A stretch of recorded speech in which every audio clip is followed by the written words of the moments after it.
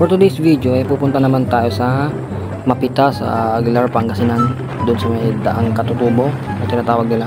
And dadaan muna tayo dito sa may Katutubo Cafe. Dito yan sa may bandang bungad lang ng papuntang view deck. And kasama ko pala yung magjowang yan, si Alvin Flores, and yung jowa niya syempre. Kasama ko rin si Labitot. And dito 88 feet pa lang above sea level.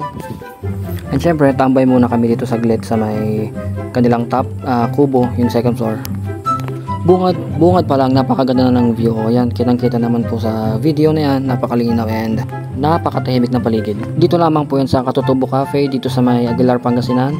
Pag-aakyat kayo galing sa baba, sa may highway, makikita nyo agad tong bungad sa Katutubo Cafe. So maya lang, pupunta na rin kami sa may Mapita view deck, dun sa may pinakatuktok ng Mapita, kadaang Katutubo. And ito na nga pa in order kong Americano coffee, brewed coffee. Alright. And many kilometers away from Katutubo Cafe, dito na rin kami sa view deck. And dyan, napakalakas ng hangin and parang Baguio feels na rin siya kasi napakalamig ng simoy ng hangin. Park lang kami saglit. Ito nga pala yung classic bike natin, Cafe Racer, and yun, solid na solid naman yung akyat namin. And walang pahiya moments and aberya, syempre.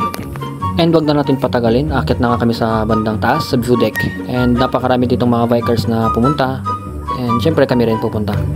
And finally, na reach na namin ang aming destination dito sa pinakatuktok sa view deck ng Mapita. Yan, daming magjojowa dito. Syempre kami rin.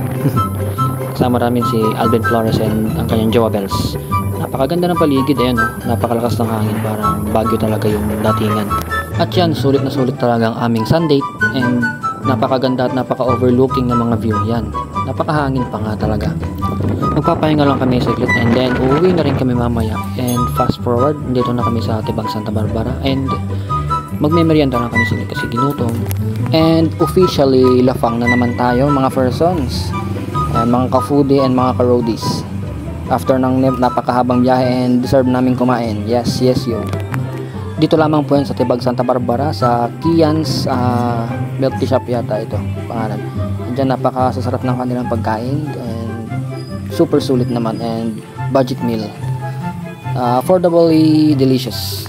So hanggang dito na lang muna ulit sa ating today's video, and must visit this place. Napakaganda at napaka-relaxing ng lugar. Mapita view deck and Katutubo Cafe. Alright, see ya!